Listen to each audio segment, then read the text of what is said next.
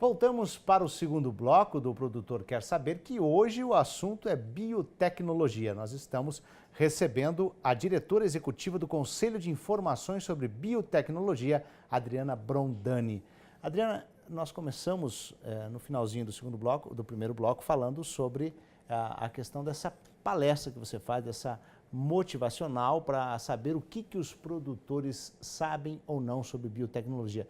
Essas respostas, qual é a análise que você faz dentro dessa experiência?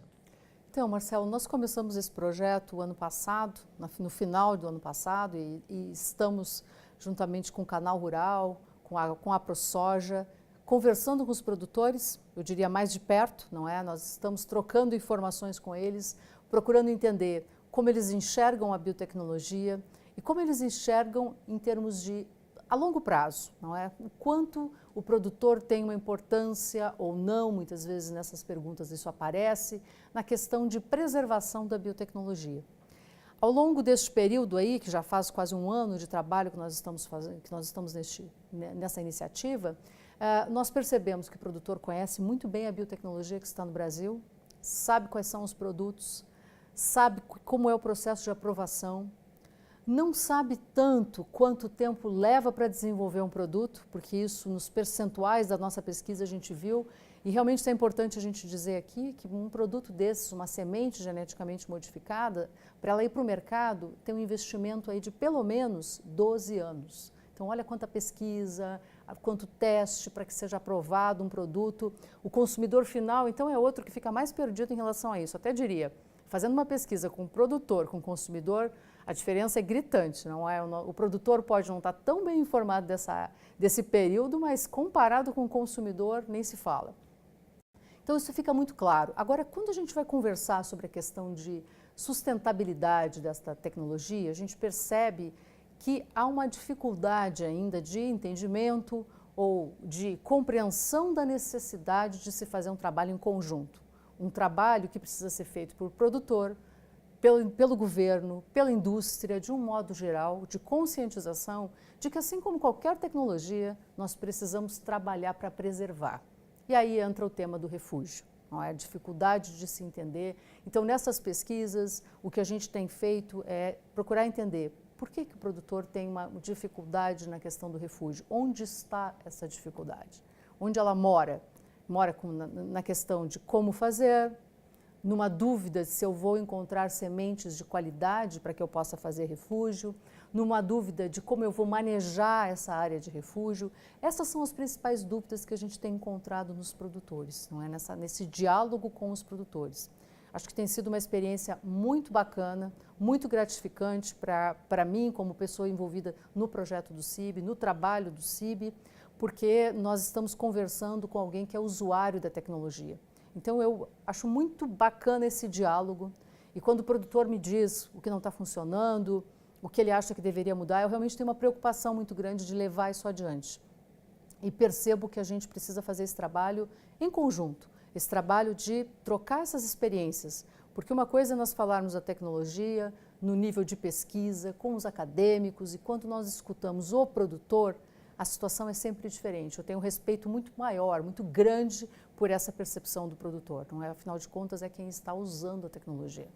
Agora, Adriana, dentro desse ponto da questão da tecnologia BT, em relação à preocupação com o refúgio, a gente vem acompanhando um trabalho que é polêmico, não é só o produtor, na realidade, as dúvidas estão. Foi formado um grupo de trabalho, quer dizer, uma discussão ampla que começou ainda no final de 2014, no início de 2015, né?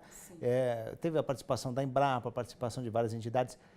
Qual é o problema hoje para se conseguir isso? Quer dizer, que não se colocar essa legislação na mão do governo para ele determinar o que se fazer de refúgio. Como é que está essa questão?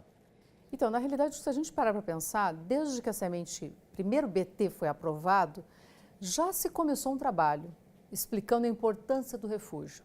O que a gente tem no Brasil é uma situação de que houve uma adoção grande da tecnologia, não é, da biotecnologia, o que mostra o quanto os produtores reconheceram o seu valor, mas não houve, na mesma proporção, uma preocupação com a sua preservação. Sabe aquilo que a gente vai adotando, está funcionando, está indo tudo bem, não questionamos. para todos os lados, vamos dizer isso, não é? Podemos dizer o seguinte, algumas tiveram iniciativas da indústria, sem dúvida, mas essas iniciativas poderiam ter sido mais robustas, mais intensificadas lá no início, para que hoje a gente não estivesse lidando com alguns problemas no campo.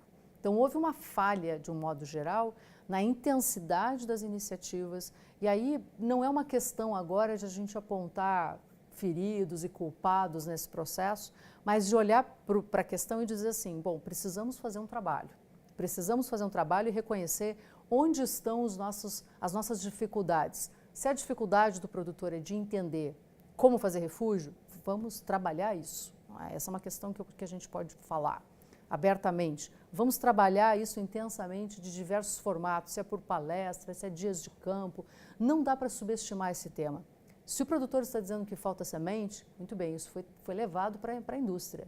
E diz, a indústria se organizou de tal forma hoje em dia... Na questão da falta de semente daquele milho que não, ou no caso do milho, ou da BT. soja, que não é BT, né? Exatamente. Que você precisa ter uma disponibilidade disso. Né? Uma área para o refúgio. Então, essa disponibilidade, ter essa oferta de sementes de qualidade, isso é extremamente importante. Então, a indústria também se reorganizou nesse sentido.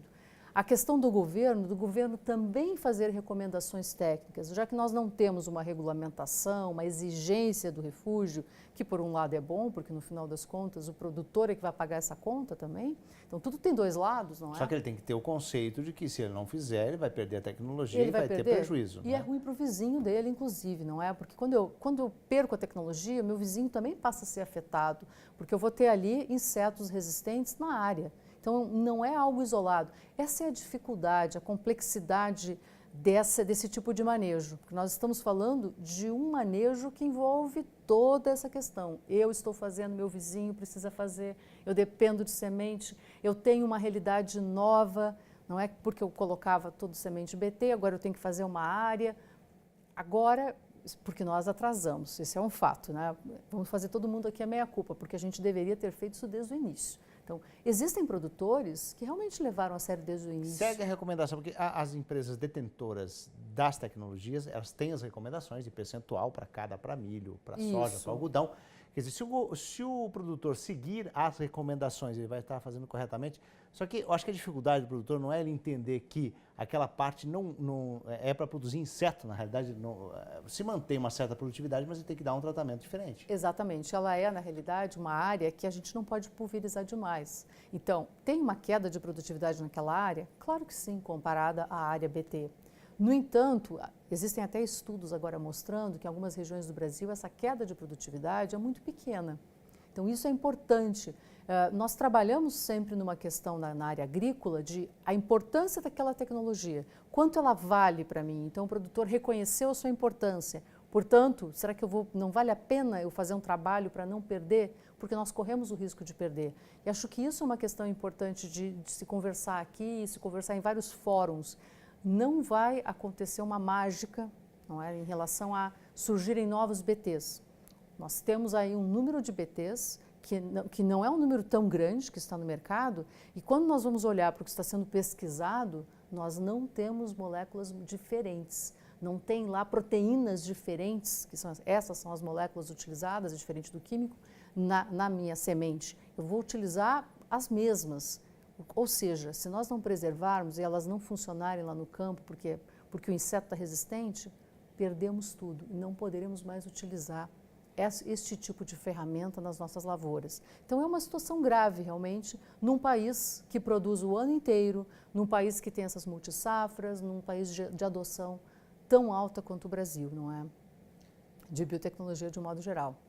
Ok, foi muito bom essa conversa com a diretora executiva do Conselho de Informações sobre Biotecnologia, Adriana Brondani. Muito obrigado pela participação. Eu que agradeço, nós estamos sempre à disposição, basta acessar o site do CIB, só escrever CIB, CIB, que vocês vão chegar, dá um Google lá, que vocês chegam no CIB e estamos à disposição. Obrigada, Marcelo.